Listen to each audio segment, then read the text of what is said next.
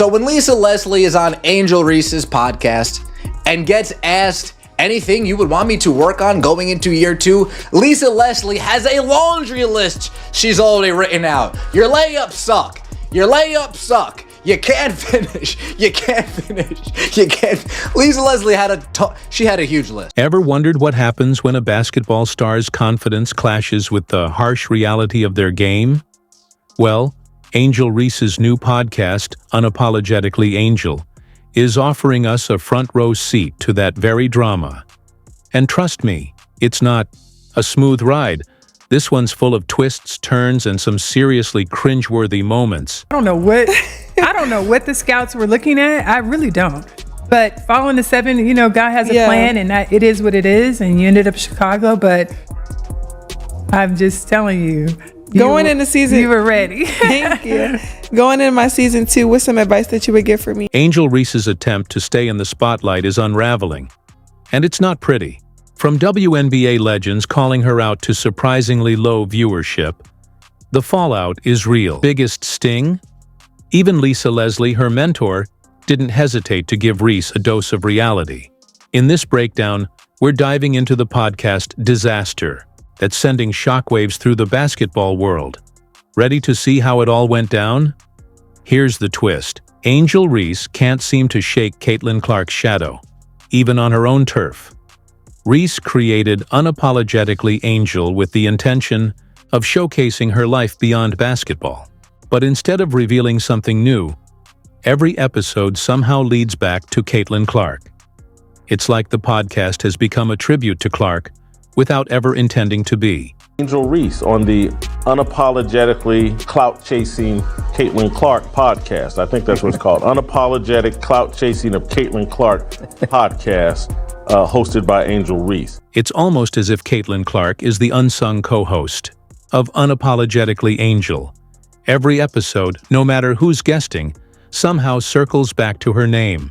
But the real question is, who's steering this ship? Is Reese the one constantly pulling Clark into the conversation? Or are her guests unknowingly or knowingly doing it for her? At this point, you have to ask, is this rivalry pushing Reese to be better, causing frustration?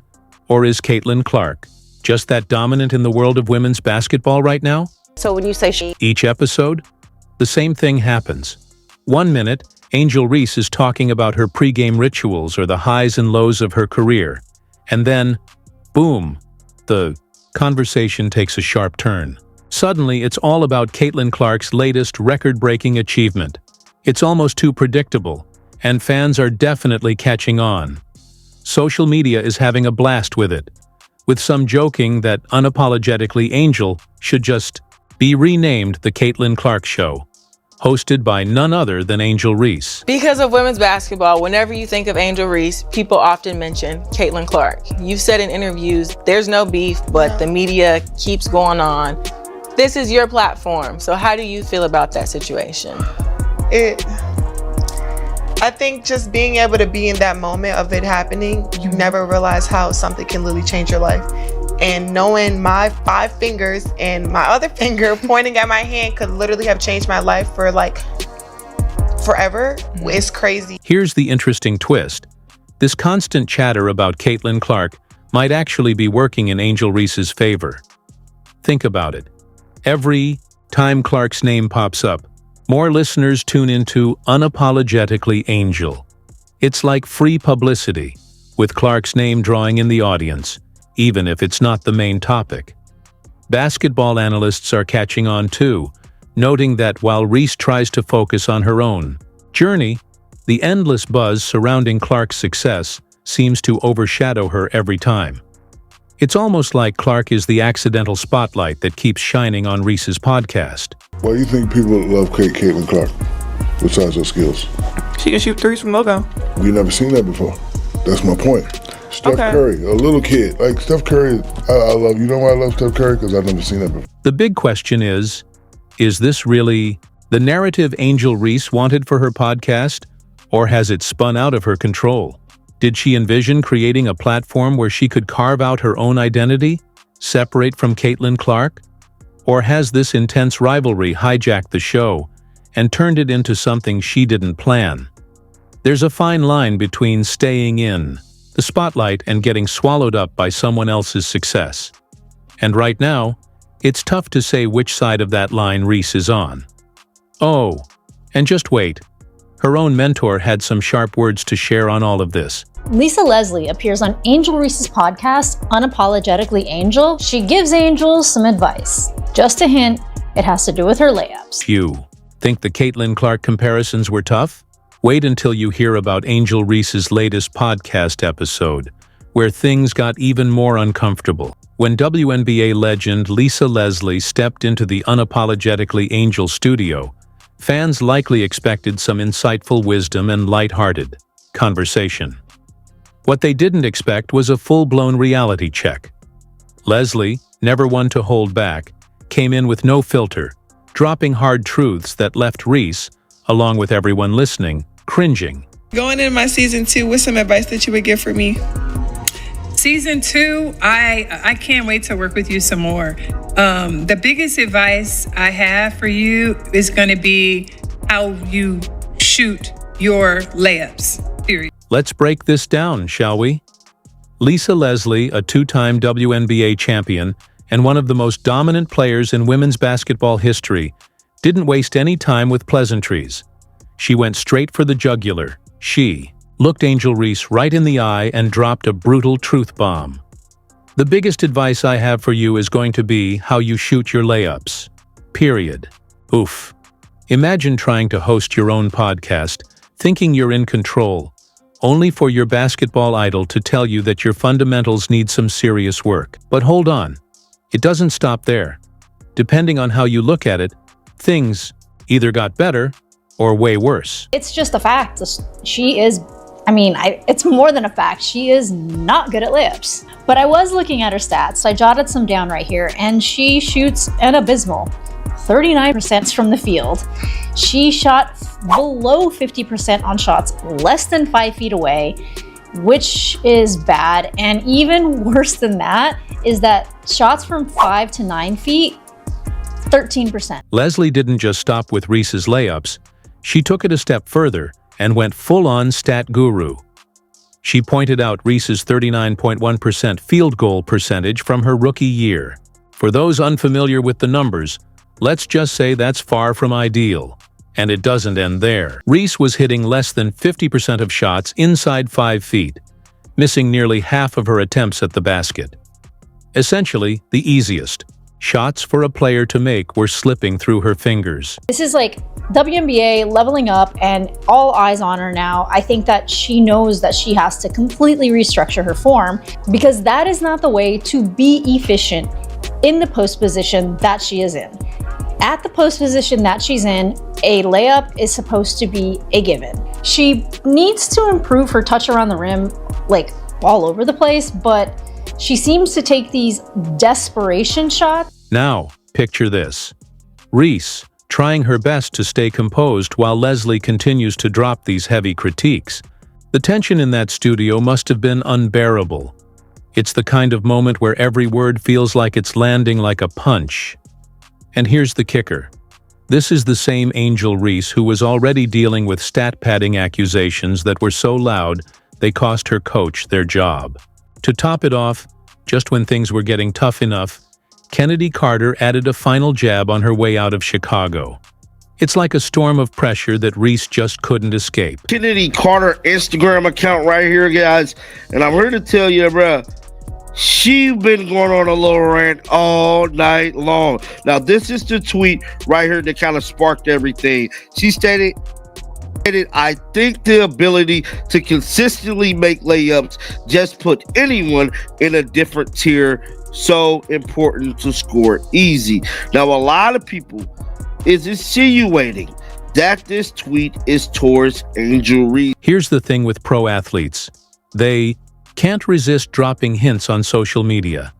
And when Kennedy Carter of the Chicago Sky decided to get in on the action, she cranked the heat way up.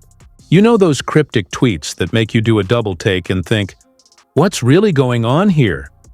Carter dropped one that had fans piecing things together quicker than a fast break. Her tweet? Just a casual reminder about the importance of making layups. Seem harmless, right? Well, here's the catch. Angel Reese had been struggling all season with layups. And when your layup percentage is 42.4%, that's not just rough, it's the worst in the WNBA. Out of 321 attempts, she managed to make just 136. That's more than just a slump. That's a serious red flag. Maybe it's time to switch to underhand shooting. Just like I've been telling y'all, bro.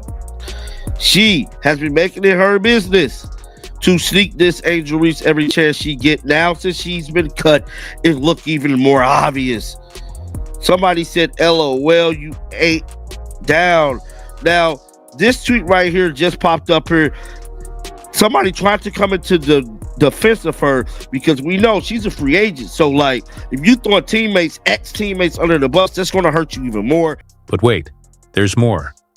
When a fan shared a graphic highlighting Reese's struggles with layups, Carter couldn't resist chiming in. Her response? Simple and direct. You nailed it, not gonna lie. For those not fluent in Twitter lingo, that's a total mic drop moment. No sugarcoating here, just pure shade. But this goes beyond just Reese's layup percentage or shooting woes. It's a bigger issue. It speaks volumes about her overall playing style and approach to the game. When a legend like Lisa Leslie takes the time to break down your weaknesses in such specific detail, it's not just rookie mistakes. It's a wake-up call. That kind of feedback isn't just for fun. It's a reality check on where you stand. Has nobody mentioned this to Angel Reese through 17 to 23 years old? So every time she would meet a legend or meet somebody in the WNBA, meet a player, instead of saying, hey, Angel, let me talk to you real quick. Instead of looking out for her, you guys just do this again, because it's okay. You've got to wonder, what does this mean for Reese and Leslie? Is this the end of their mentorship? Or could it be the reality check Reese needs to take her game to the next level? When a legend like Lisa Leslie tells you to fix something, you don't just brush it off, you listen. But here's the twist. This wasn't even the first time Reese got called out on her own show. Just when you thought unapologetically Angel couldn't get any more uncomfortable, in walks Shaquille O'Neal, her self-proclaimed father figure. But instead of providing a shoulder to lean on after Leslie's tough critique, Shaq came in swinging with his own brutal truth bombs. And, trust me, these weren't your typical feel-good fatherly nuggets of wisdom. Oh, she can't be rookie of the year because all she do is do the flip shots, get her up. Just remember all that shit that they say. You know who you are? You're the female Antoine Jameson. You know who Antoine Jameson is? He got 20,000 points with his shot. Whatever your shot is. Like, everybody's shot ain't gonna be Steph Curry. Your shot is your shot. You'd think having a basketball icon like Shaquille O'Neal in your corner would be the ultimate advantage, right? Well, for Angel Reese, it quickly turned into a nightmare. Shaq didn't pull any punches. He went into full savage mode, dropping brutal critiques that left Reese and her fans utterly stunned. Instead of offering support, Shaq delivered hard-hitting truths that cut deep, making it clear he wasn't afraid to speak his mind. In NBA history.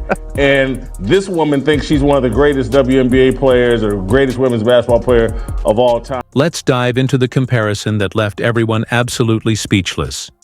Shaquille O'Neal compared Angel Reese to, wait for it, Anton Jameson. If you're blinking in disbelief, you're not alone. Jameson had a solid NBA career, sure, but he's nowhere near Hall of Fame status. For a player like Reese, who's likely eyeing those GOAT conversations, this wasn't just unexpected. It was a brutal reality check. But Shaq didn't stop there. He went straight for Reese's layup technique, and let's just say it wasn't pretty. She can't be Rookie of the Year because all she do the flip shots, Shaq said. No filter whatsoever. Ouch. That stings, especially coming from a guy who practically owned the paint. Shaq just called her a role player, not a star, certainly not a superstar, not a legend. Hey, you remind me of Antoine Jameson. Oh, nice player. Put up 20,000 points No one's really heard of him. I think Antoine played at North Carolina. Anyway, Shaq slams Angel Reese to her face. What makes this whole situation even crazier is that it wasn't just Shaq being his usual blunt self. It was his way of delivering a serious reality check. O'Neal's tough love approach is well known, but it's obvious he sees something special in Reese. Here's the problem, though. Potential doesn't mean a thing if you're not willing to put in the work to address your weaknesses. Shaq told Reese to stop worrying about comparisons, but then he goes ahead and compares her to Antawn Jamison. So what's the takeaway here? Stop worrying about what others are doing, but also, you're not as great as you think. It's a bit of a paradox. Tough love wrapped in contradictions.